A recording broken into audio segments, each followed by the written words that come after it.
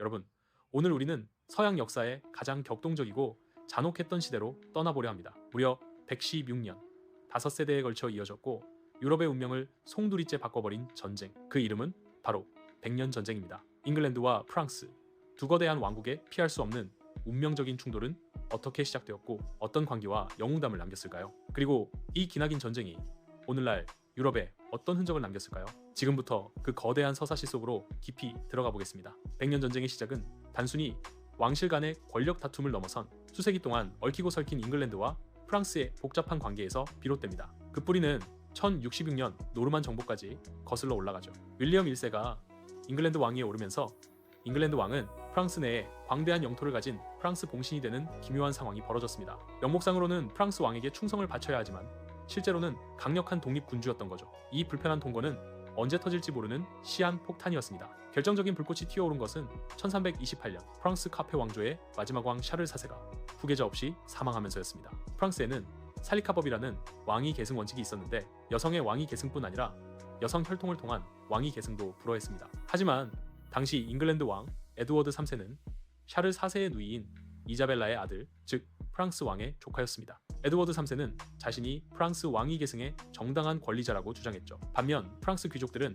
샤를 4세의 사촌인 필리프 6세를 왕으로 추대합니다. 명목상의 종주국인 프랑스 왕위를 잉글랜드 왕에게 넘겨줄 수는 없다는 것이었습니다. 여기에 경제적인 갈등까지 겹쳤습니다. 당시 잉글랜드는 플랑드르 지역에 양모를 수출하여 막대한 이익을 얻고 있었는데 플랑드르는 프랑스의 봉신국이었죠. 프랑스는 잉글랜드가 이 지역에 미치는 영향력을 끊임없이 견제하려 했습니다. 또한 잉글랜드가 소유하고 있던 프랑스 남서부 가스코니 지방 역시 와인 생산지로 경제적 가치가 높았고 프랑스 왕은 이 지역에 대한 통제권을 확보하고 싶어 했습니다. 왕위 계승 문제, 영토 분쟁, 경제적 이권, 이 모든 것이 얽혀 백년 전쟁이라는 거대한 폭풍의 전조를 알리고 있었습니다. 1337년 에드워드 3세가 프랑스 왕위를 공식적으로 주장하며 전쟁의 서막을 열었습니다. 초반 전세는 잉글랜드에 압도적으로 유리하게 흘러갔습니다. 그 배경에는 잉글랜드의 혁신적인 군사 전술과 강력한 신무기가 있었습니다. 바로 잉글랜드 롱보우였습니다. 1346년 백년 전쟁의 첫 대규모 전투이자 잉글랜드의 전설적인 승리로 기록된 크래시 전투가 벌어졌습니다.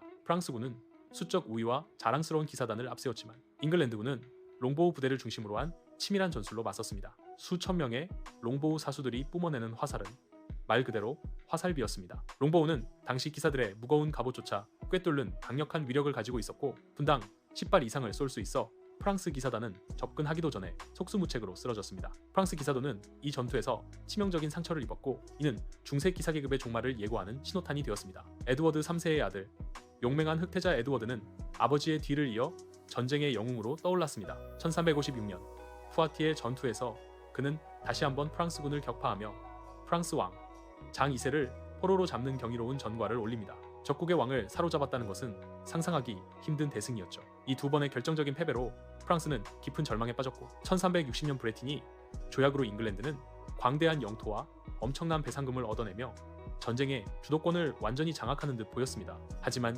이때 유럽 전체를 휩쓴 검은 그림자가 있었으니 바로 흑사병이었습니다. 흑사병은 유럽 인구의 3분의 1에서 절반 가까이를 앗아갔고 전쟁의 양상에도 큰 영향을 미쳤습니다. 노동력 부족은 경제를 붕괴시켰고 사회 전체는 혼란과 불안에 휩싸였습니다. 전쟁의 열기도 잠시 사그라들었지만 이는 폭풍전의 고요함에 불과했습니다. 프랑스 왕 장 2세의 아들인 샤를 5세는 암울했던 프랑스의 한 줄기 빛이었습니다. 그는 현명왕이라는 칭호에 걸맞게 정면 대결을 피하고 영토 회복을 위한 지연전과 게릴라전을 펼쳤습니다. 잉글랜드군이 점령한 성들을 하나씩 탈환하고 잉글랜드의 영토는 점차 축소되기 시작했습니다. 프랑스는 점진적이지만 확실하게 주도권을 되찾아가는 것처럼 보였습니다. 그러나 샤르로세가 사망한 후 프랑스는 다시 깊은 나락으로 떨어집니다. 그의 아들 샤를 6세는 정신병을 앓게 되면서 나라를 제대로 통치할 수 없게 되었고 프랑스는 그의 삼촌들과 동생 사이의 권력 다툼으로 극심한 혼란에 빠졌습니다. 특히 아르마냐크파와 부르고뉴파라는 두 귀족 가문 간의 내전은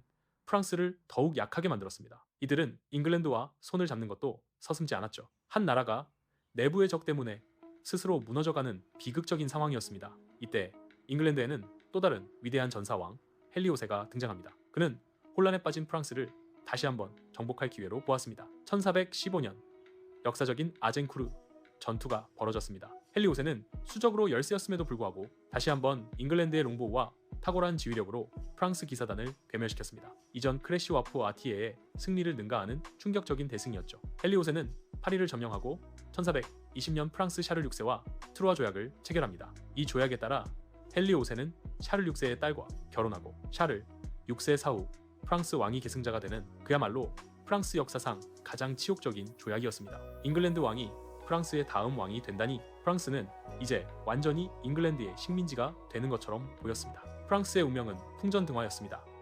국왕은 정신병자였고 왕세자는 정당성을 의심받았으며 귀족들은 서로 싸우느라 나라를 망치고 있었습니다. 잉글랜드군은 프랑스 영토의 대부분을 차지했고 희망은 보이지 않았습니다. 이때 프랑스 국민들은 하늘의 구원을 간절히 빌고 있었습니다. 그리고 그 기도는 놀라운 형태로 응답됩니다. 절망의 끝에 서 있던 프랑스를 구원하기 위해 한 시골 소녀가 나타납니다. 프랑스 동부 시골 마을 출신의 17살 소녀 잔다르크. 그녀는 신의 목소리를 들었다며 잉글랜드군에게 포위된 오를레앙을 구하고 왕세자 샤르를 랭스에서 정식으로 대관시켜야 한다고 주장했습니다. 누가 그녀의 말을 믿었을까요? 하지만 왕세자 샤를 7세는 마지막 지푸라기라도 잡는 심정으로 그녀에게 병사를 맡겼습니다. 1429년 잔다르크가 이끄는 프랑스군이 난공불락이라 여겨지던 오를레앙 공성전에서 승리합니다.